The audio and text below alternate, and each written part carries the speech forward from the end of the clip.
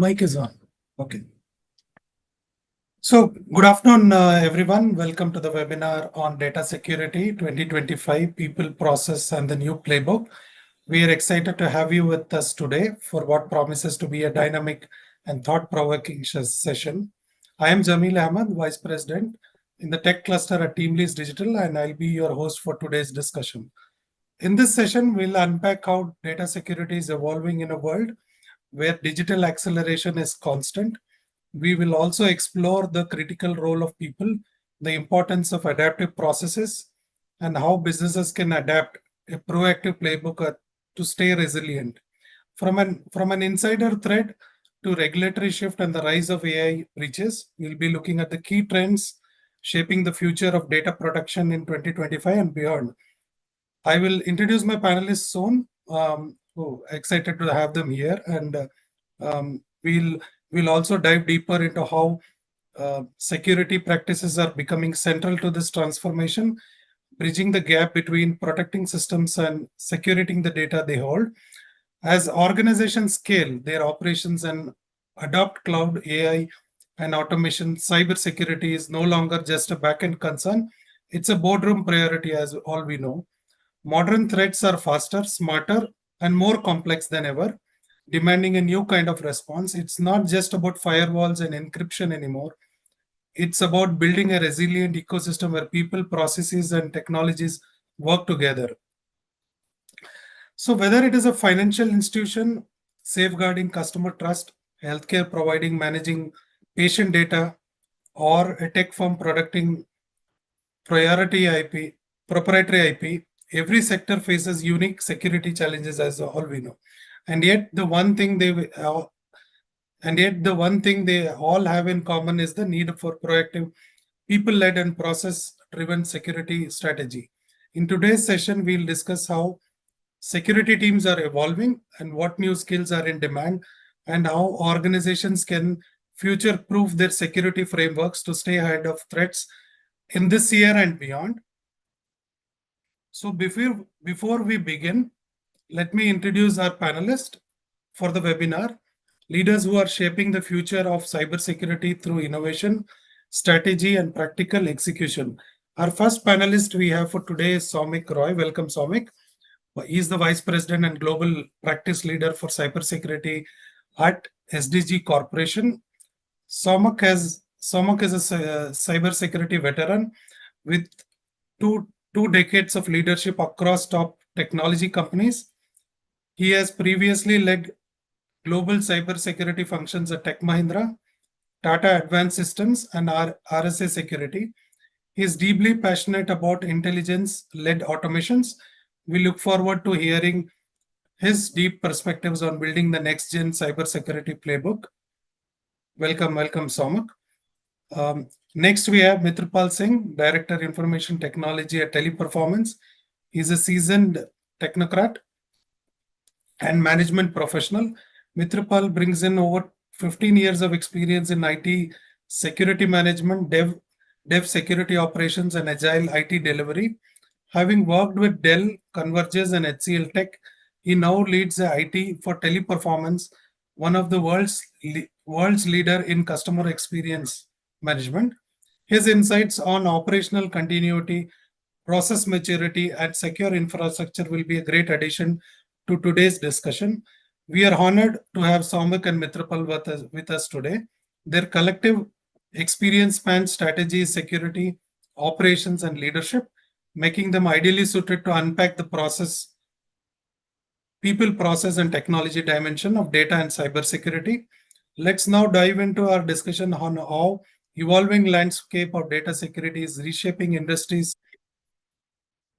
influencing job roles, and calling for a new generation of cybersecurity skills and frameworks. To talk a bigger picture, we'll start with Mitrapal. Mitrapal, the first question is for you. We know digital transformation and AI are reshaping business operations everywhere, but these advances come up with new security challenges. With that in mind, how are organizations rethinking their cybersecurity approach to keep with this rapidly evolving threats? Mitrapal. Sure. Thank you so much, Jamil. So, See, with the rapid pace of digital transformation and AI adoption, organizations are rethinking cybersecurity by shifting their approach from reactive to being proactive and intelligence-driven strategies. So the very first one would be related to real-time threat intelligence and AI at the core of this transformation. And AI power tools are detecting anomalies, predicting threats, and enabling faster and more accurate responses. Uh, Second one would be the zero trust model, where nothing is trusted by default. Even anything that is residing inside the network is being widely adopted at this moment. So this includes continuous verification of users and microsegmentation to limit the spread of attacks. Uh, Third one, management and integrating security early through DevSecOps, uh, ensuring secure coding practices and automated testing from the start.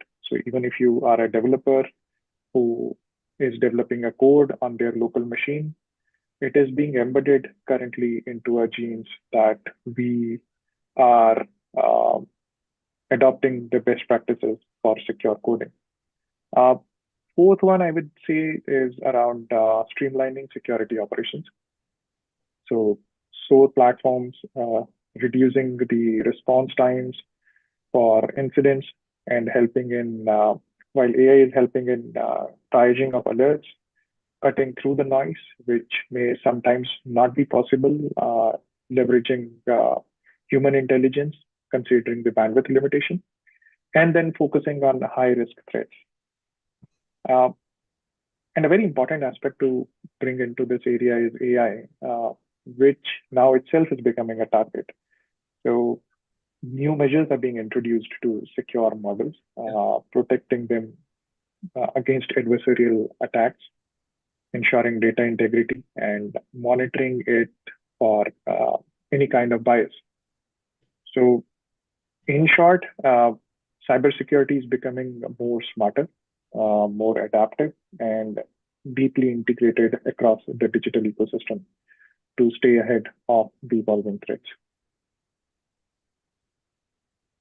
Mitrapal, two points are very important and key to those aspects. And you know, of zero trust factor as well as an important factor among all of them.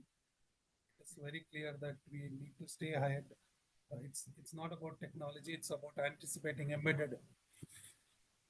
You can't hear me, Mitrapal? Yeah, now we can. I have to do the Okay, voice is a bit maybe clearer. Thank you. it was a like. Thanks for covering all the aspects, and it's about anticipating threats and embedding security into every layer of business. Building on that, to Somak, India's digital economy is booming, but along with that growth, cyber threats have surged dramatically. India saw a staggering 369 million security incidents last year alone. From your perspective, what's driving this huge increase, Somak? Well, that number you quoted, 369 million incidents in a year, it's huge. Yeah, It reflects how quickly our digital economy and the threats around it are growing together. yeah, Uh, uh, India is, going through a massive digital transformation. If you see UPI, Aadhaar, newly introduced digital health IDs, online educations, government services, they are all going digital.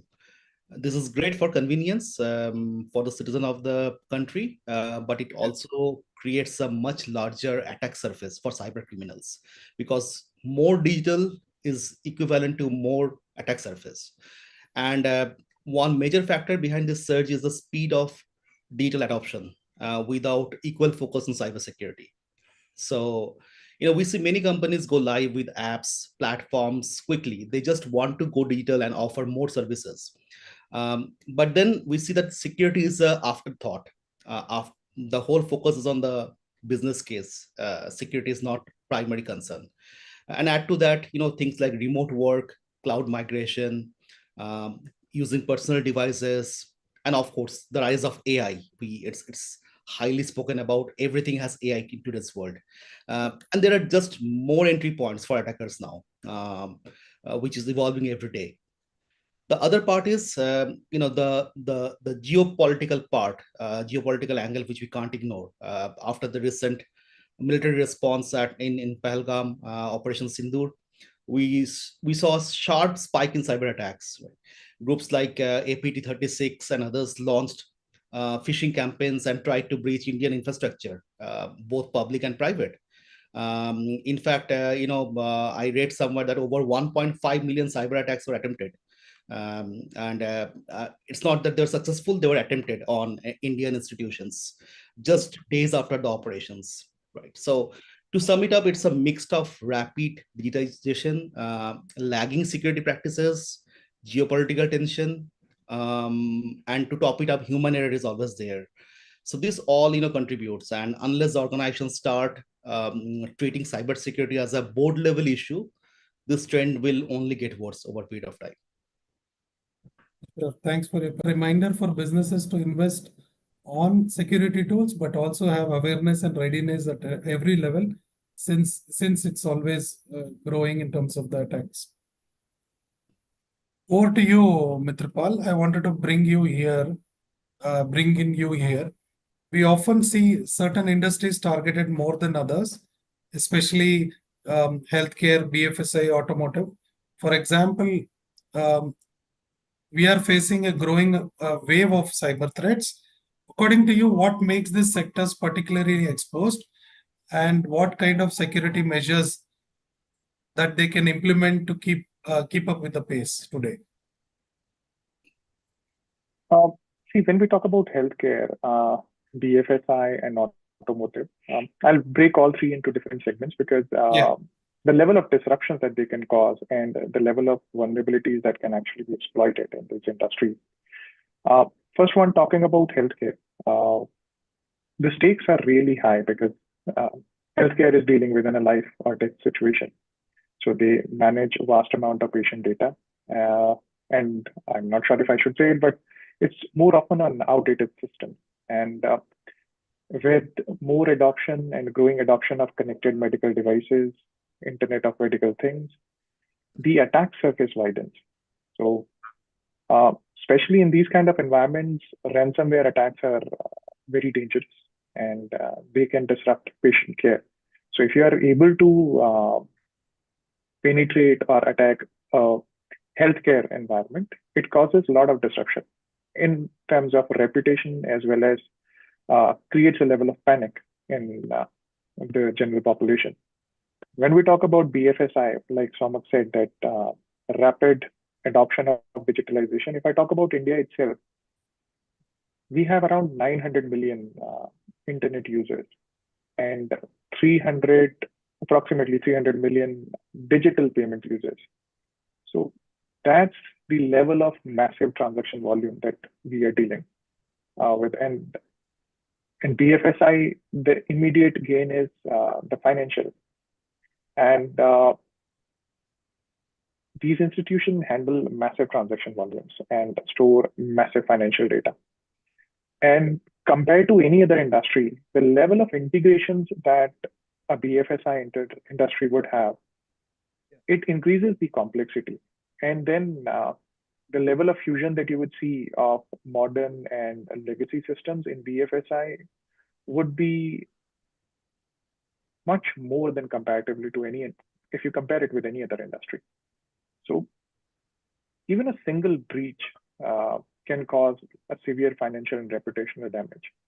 So for cyber criminals, this becomes a very tempting and an attractive target.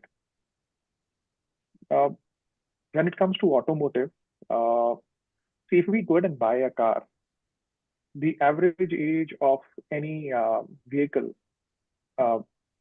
globally is around 12 years. And in India, it is on an average, a vehicle, you would keep it for around 10 to 12 years. Now, some of the cars would have legacy systems around 5 years, 6 years down the line. The electronic systems that they may be using may be reaching at a certain stage of their age that they may not be upgraded to an extent to protect them or to enhance them from the cybersecurity or the level of threats that we are encountering, or that we may encounter 5 years ahead of us now. And with a lot of modern cars coming into place, these are literally computer on wheels.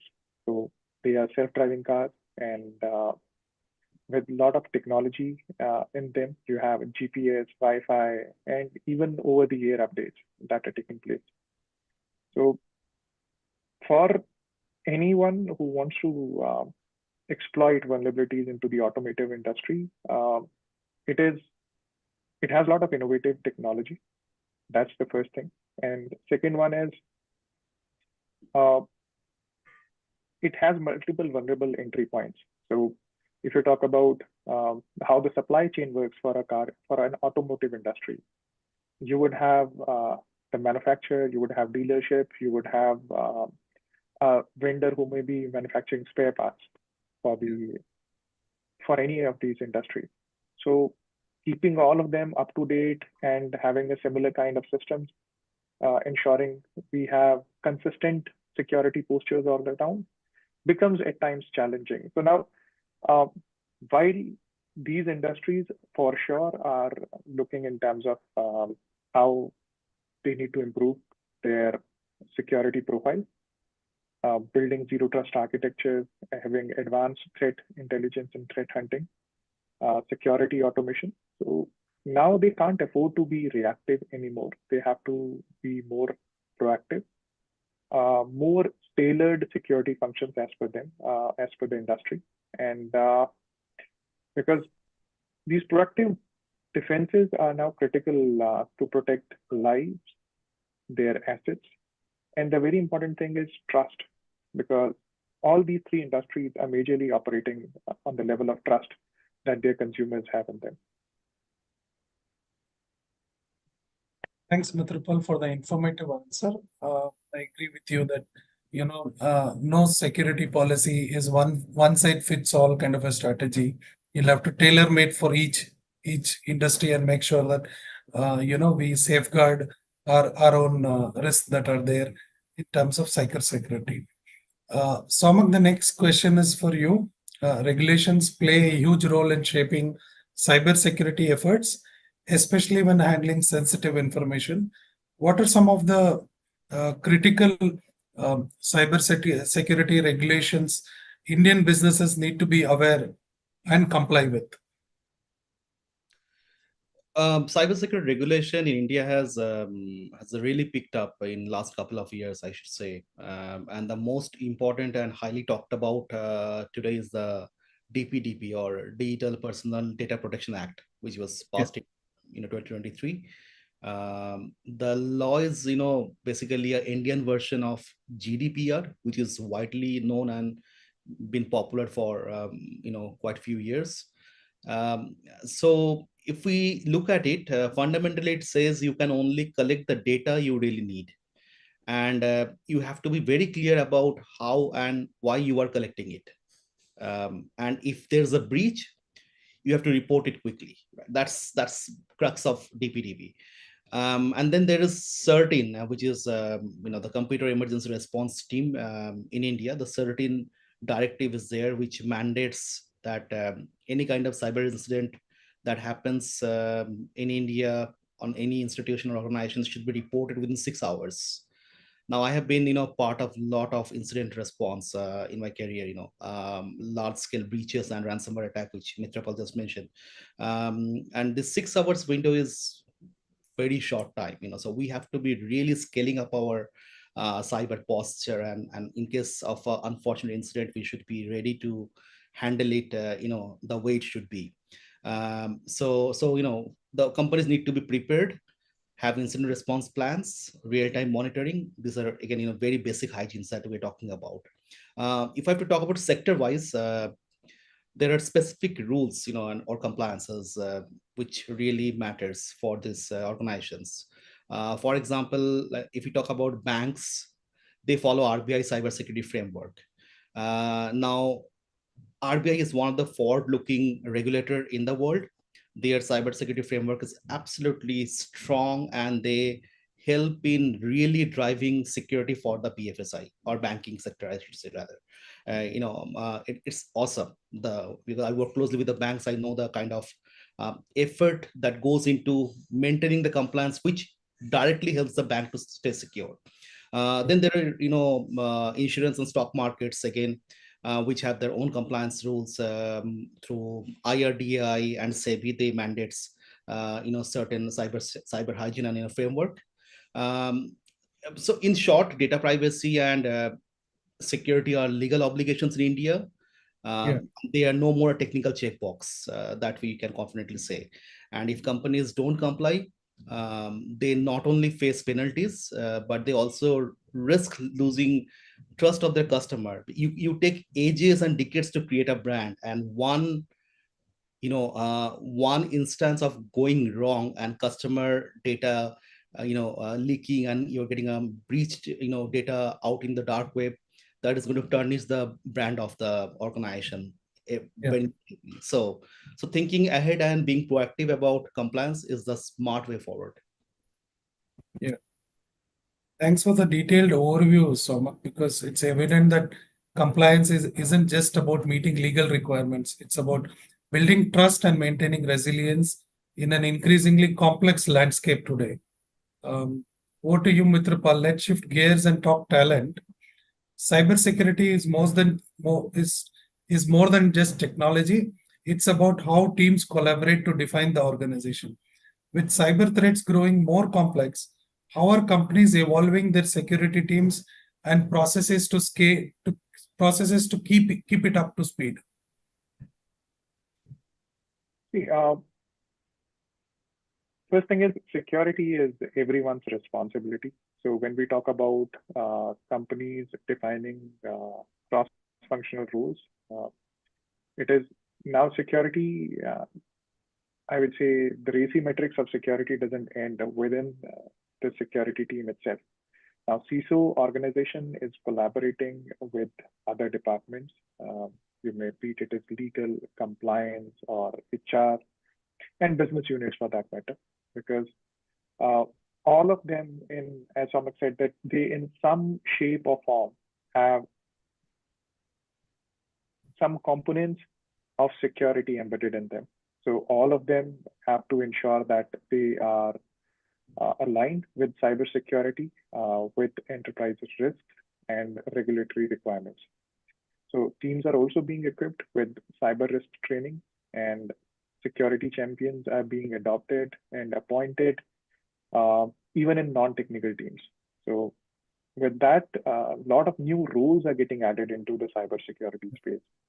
So the shift reflects a move from a siloed security function to a culture of shared accountability and resilience. Thank you, Mitrapal. I agree. It's encouraging to see that the security is becoming a collective responsibility rather than an isolated function.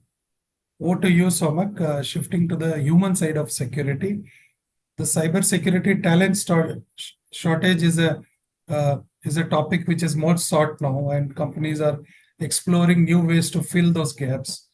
From your experience, are organizations moving away from traditional models of hiring towards a flexi model, or what do you see today's trends, Somak? Yeah, so we are seeing a clear shift in how companies are building their cybersecurity teams. Previously, the focus was always on getting full-time, full on payroll hires. But now with cyber threats becoming, it's very specialized, and it's extremely fast moving, right? So companies are looking for more agile ways to bring in talent. For example, I don't want to name the company, but we have seen that there are needs to test their cloud security, or respond to breach. Like I said, I have been a part of many breach responses. They were breached and they wanted a quick help on respond to the breach. They did not had a full-time expert, and they needed someone who had enough experience for a few weeks to navigate through breach response and also forensic investigation. they hired a freelance red teamer, who was like supporting them and helping them come out of the breach. Or in this case, people can hire contract-based security architects to redesign the security framework and make sure they are safe and they can safeguard the modern age attacks. It's faster and in this model, and more often it's cost effective to some extent, because you don't want to hire a forensic expert and make him sit idle for 1 year, hoping that one day if you get breached, you will just seek the service of that expert. It doesn't really work that way. So it's always better to get someone in contract when there's a need. Also, there are new roles coming up, like virtual CISOs, which is getting extremely popular. They are not like full-time employees or full-time CISO in an organization. These are people who work part-time in most of the cases, and they can work across multiple companies, acting as a virtual CISO for like 5 companies. Or privacy consultant, which is again very niche and specialized, who help regulatory readiness, and that need might be once in a year or once in a quarter. These models are especially useful for small and mid-sized business, because they may not have the budget or need for a full-time security leader, but it doesn't stop the larger ones to get in the same model. So yeah, like a starter, yes, we are seeing this trend, not just in startups, but in some cases in large enterprises also. And it works best when it's combined with upskilling existing staff. So companies can build internal capability while staying agile and be adaptive also in case they need talent from the market. Yeah. So that makes a lot of sense. Agility is really becoming essential today.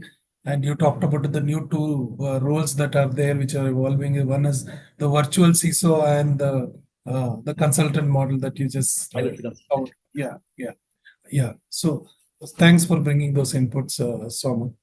Mitrapal, over to you on the next question. AI is impacting every industry, and cyber security is no exception. Generative AI in particular is changing how threats are detected and responded.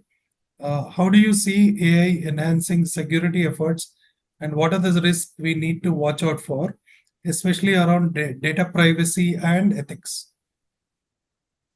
Glad that you asked this question. This is my favorite one. AI is a buzzword now. Now, talking about what Somak was talking about, that you have managed service providers, you may be hiring experts out in the market. When we talk about some widespread vulnerabilities when they get exploited, sometimes when you reach out to your managed service providers as well, they themselves are overwhelmed. Talking about what happened with CrowdStrike, right? At that point in time, even the OEMs were overwhelmed because there were a lot of calls that were being made to the OEMs, the account managers, those who were handling 2 or 3 accounts at any given time, all 2, 3 accounts reaching out to them. They were kind of overwhelmed. And with security, the day you have a vulnerability exploited at a large scale, you literally can't walk away saying that, okay, let's shut down the systems today and then we will come back tomorrow and fix it. Because you do not know to what level you have the vulnerabilities have been exploited. So that's where AI is significantly helping to enhance security outcomes by enabling faster threat detection, automating incident responses, and generating realistic simulations for security trainings and red teaming, which is a renowned concept these days. And it also helps you to analyze vast data sets, proactively analyzing patterns which you may not, or using the human intelligence. It can be done, but would be time and bandwidth exhaustive. And then these AI-driven tools can also automate routine tasks that you're currently performing and freeing up the analysts to focus on complex threats. So now giving a situation that, first thing is security threats are unpredictable, unlike the traditional IT, wherein you would have help desk may get volume during a peak season. You do not know at what time you would have a cybersecurity threat. And are you equipped, staffed enough for that spur of the moment to handle that level of volume that may be coming?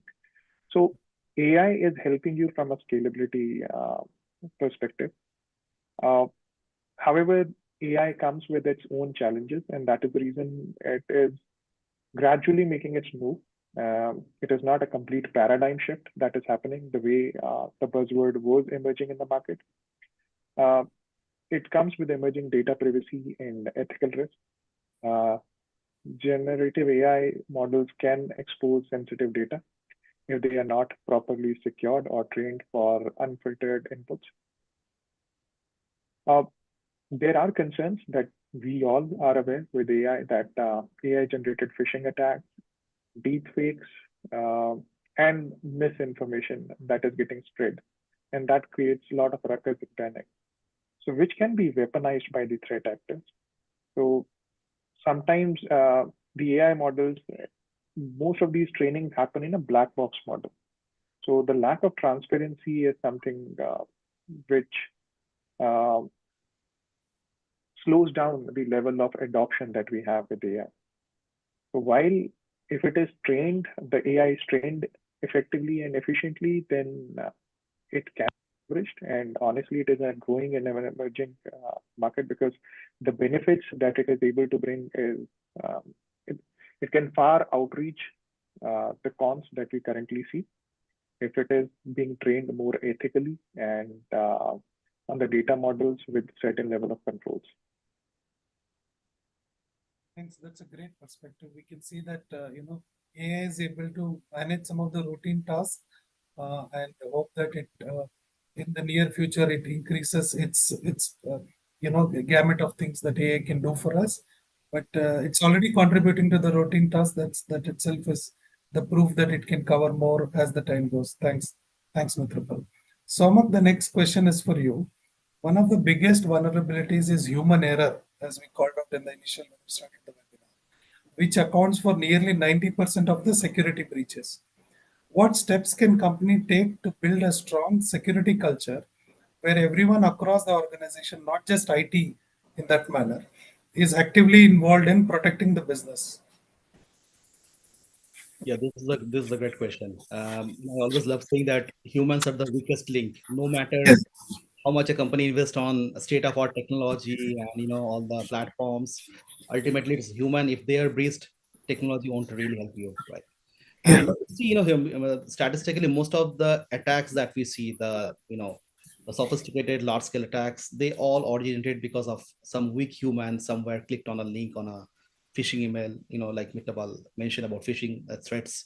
Right. So this is such a critical area. And, we often think cybersecurity is just, like you said, it's just like IT team's job. That's what we feel, or, IT security team's job, but that's no longer true. If you mentioned if 90% of breaches happen because of human error, then clearly security is a people problem first.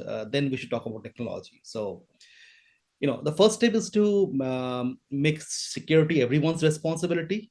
Fundamentally, whether someone is in the HR, finance, sales, doesn't matter. They all deal with sensitive data in some form. And they all face the risk of being targeted through phishing frauds or social engineering risk, including AI, AI based deepfake based attacks. Again, something that Mitapal touched upon.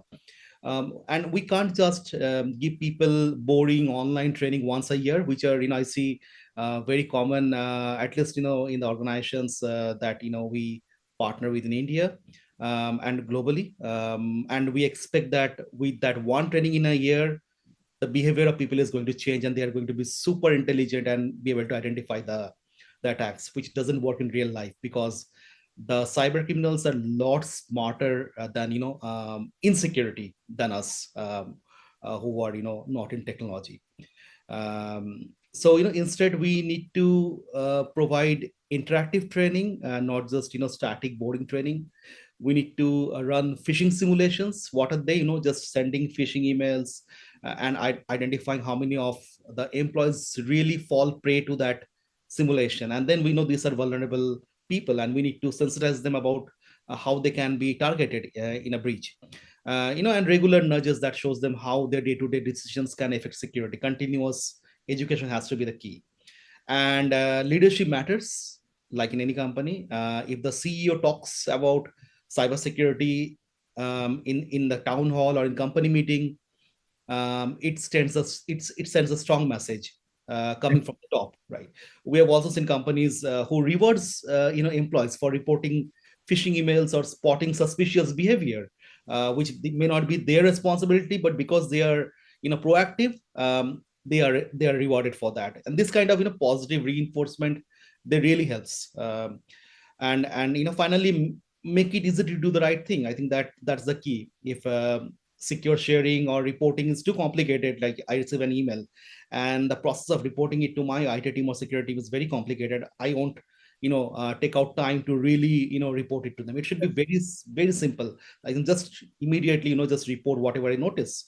And the security has to be baked into tools and workflows that we use in the process. It should not be forced as afterthought. So if we build a culture where people feel responsible and empowered, it's from risk into the strongest defense, I would say. Yeah. Thanks, Amam. That's a very good perspective, informative as well.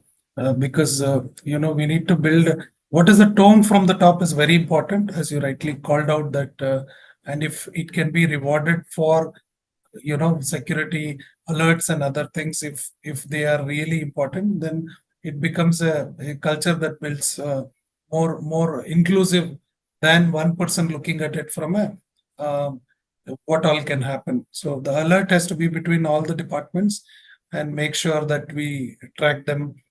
And the tone, as you rightly said, is very important. So, Samak, just to build on it, I just as we were talking in the webinar, I was curious to understand. You said 6 hours is the response time given for a security breach.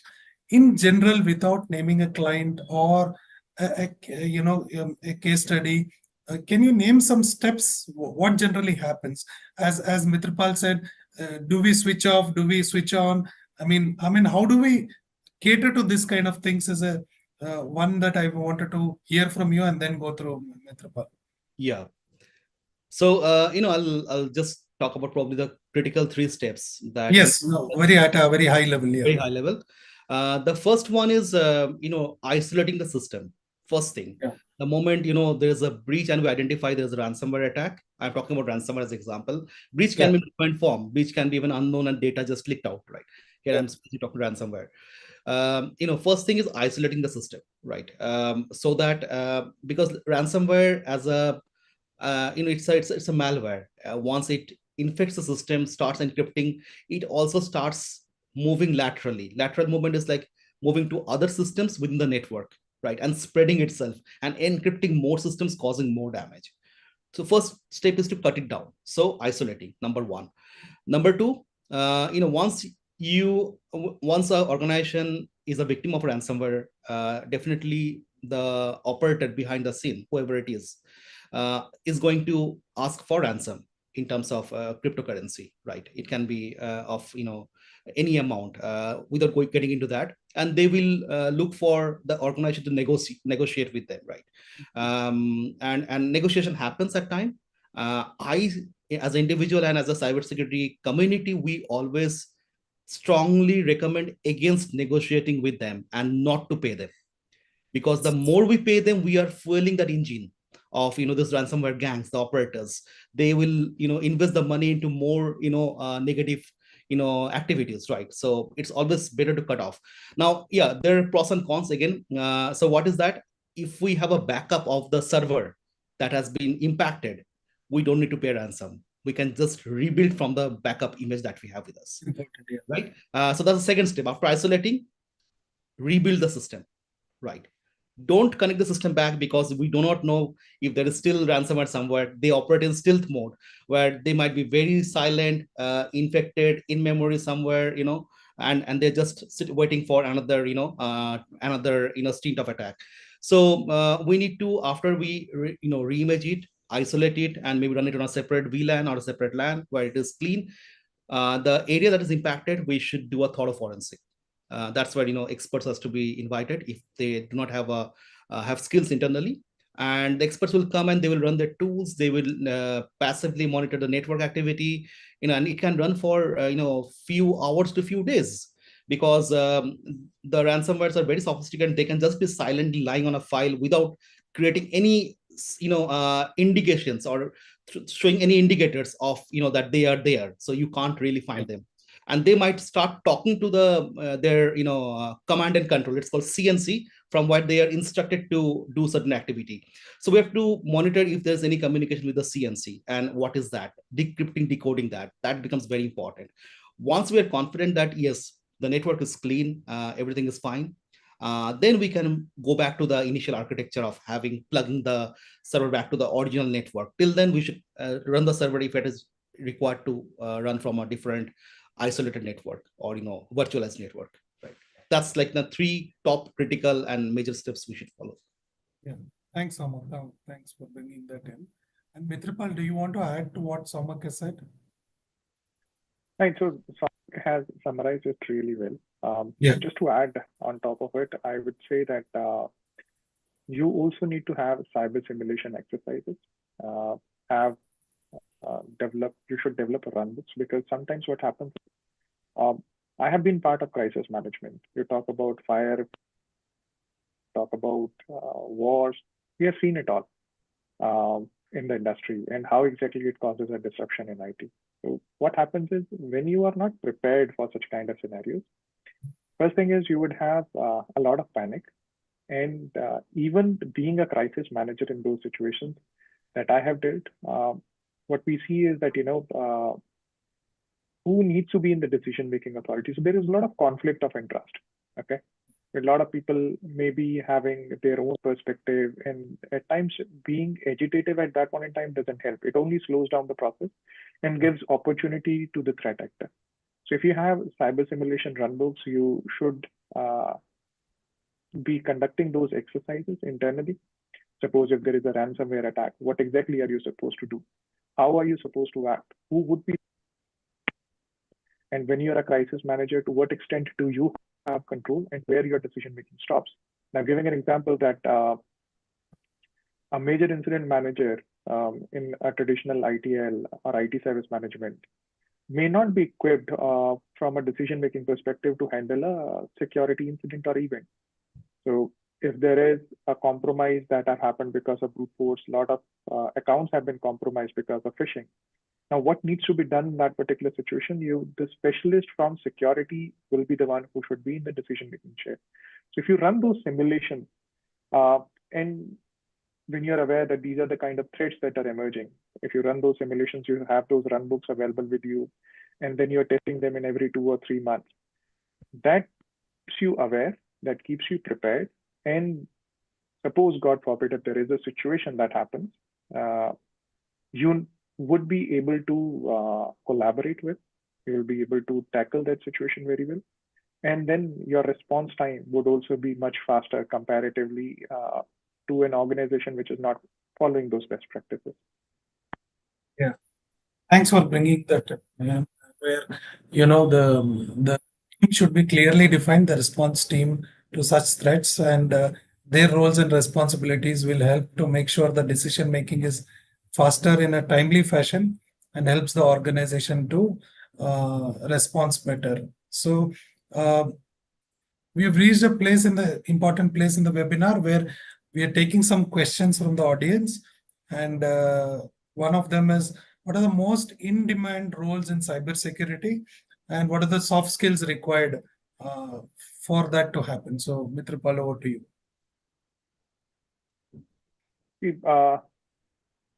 Security, for now, there are a lot of roles in demand, and they will continue to be in demand. It is not going to create a head and shoulder curve, like, some roles may evolve for some time, and then later on they would disappear.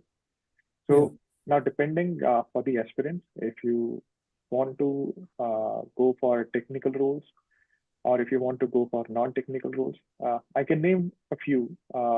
First one is Certified Information Privacy Professional, CIPP, which makes you aware of the global privacy laws. Example, GDPR, CCPA. Then you have CIPM, Certified Information Privacy Manager. This is a privacy program, focuses on governance and operation. And then you have Certified Information Systems Auditor, CISA, wherein it is good for those who are looking a career in audit, compliance, and risk management roles.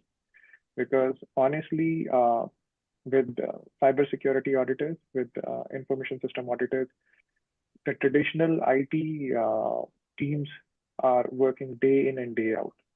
So those roles are very much in demand. Another one I would say is certified in risk and information system control. So that focuses on enterprise risk management and controls. Then you have roles around ISO. If you aspire for technical roles and looking ahead in 2025 and in the future, the roles that would be that are currently in demand is AI security specialist, experts who secure AI ML models knowledge against the threat-like models that can cause adversarial attacks. Then you have privacy engineers, you have cloud security architects, then you have threat intelligence analysts, then you have cyber risk analyst, some of them that I can call on top of my head right now. Somak, would you like to add a few more? I'm sure No, I pretty have much missed a lot. yeah, you covered most of them, and there's also angle legal and compliance. Legal is overlapping the compliance Correct. area, which you highlighted, right? Especially around data protection law. So someone who is into legal, I'm seeing increasingly they're getting interested to get into compliance, cybersecurity compliance, which is very interesting transition that we see. Yeah. So thanks. We have a question from LinkedIn, Sobak, for what we discussed right now on the should we pay, not to pay. There is an example quoted. I'll just share that question and you can share your perspective. Let's take a ABC company, which could be a product or a e-commerce organization, which is infected with ransomware.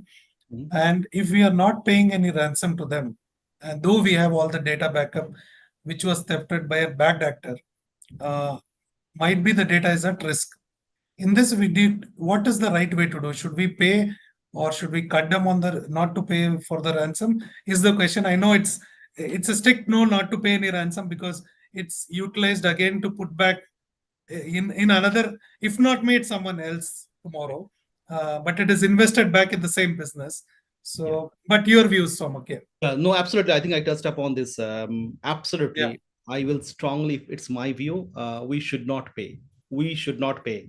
And, preparedness is more important. Instead of, paying in one incident, rather than using the same budget proactively to prepare itself is a much better way to tackle the problem, right? Because, yeah, you rightly said, Jamil, that, if we pay them, we are motivating them and they will keep on expanding the targets. Let's not even think of that. Yeah, so if there's a backup, we can live without that. I know there are major brands who have paid, and it's nothing confidential, it's all in the media and we all understand as cybersecurity professionals. It depends on the business, but ethically and morally, we should not pay. Great. Thanks. How can fresh graduates build a data privacy and a compliance career? What's your view, Somak? Sorry, how can I How can fresh engineering graduates build a data privacy and a compliance career? Okay, got it. And yeah, this is a great time, for fresh graduates to enter, data privacy and compliance domain. Yeah. Especially in India, where we are just starting to see large scale implementation of the DPDP Act, which I mentioned earlier in the conversation.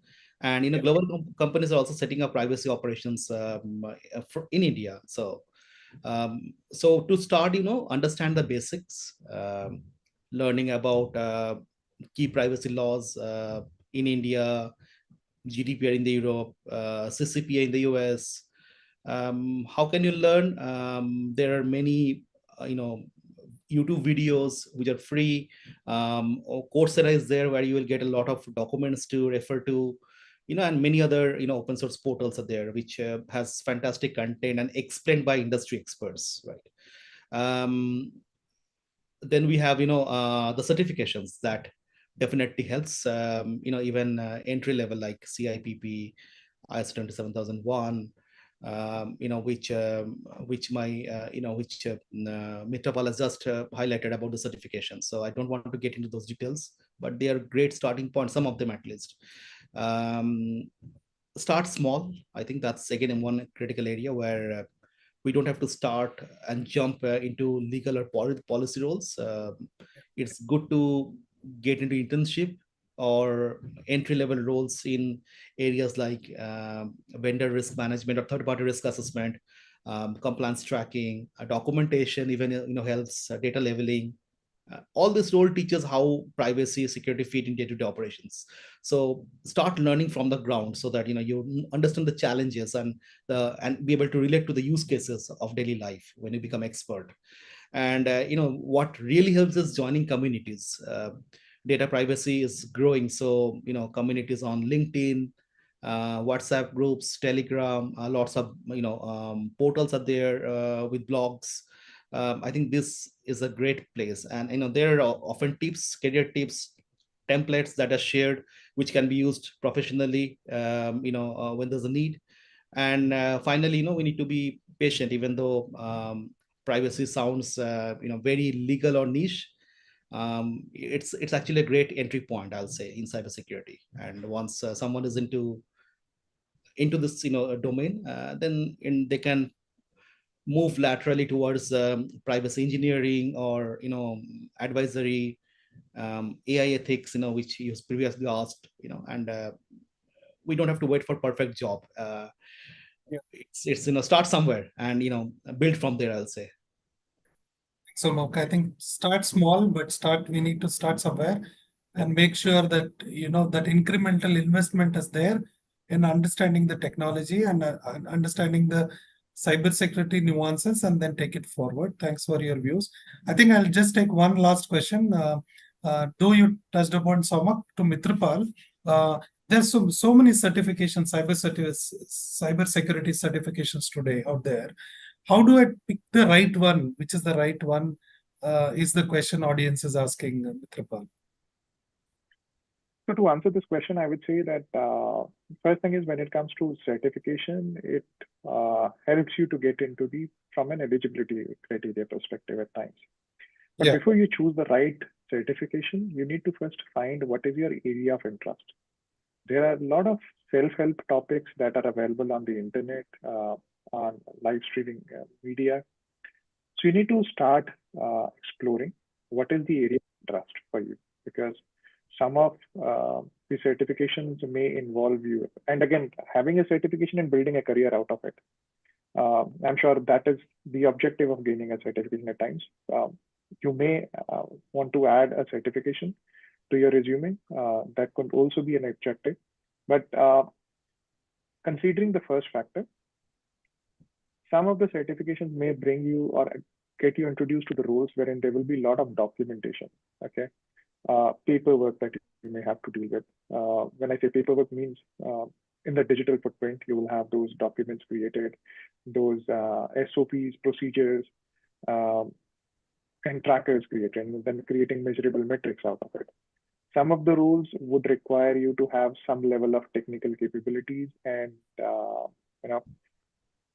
it may not sound like how exactly it works in a sci-fi movie. So before you choose a certification, do some research around it and then identify the area of interest, rather than choosing something that you may end up regretting, not regretting, but maybe thinking later, seeing that this is not something that I was hoping that this certification would have upskilled me in this particular. You can definitely, that will help you by connecting the dots backwards, but I would not say certification immediately. I have spoken about few, but then research about each certification and then choose what is the right one for you.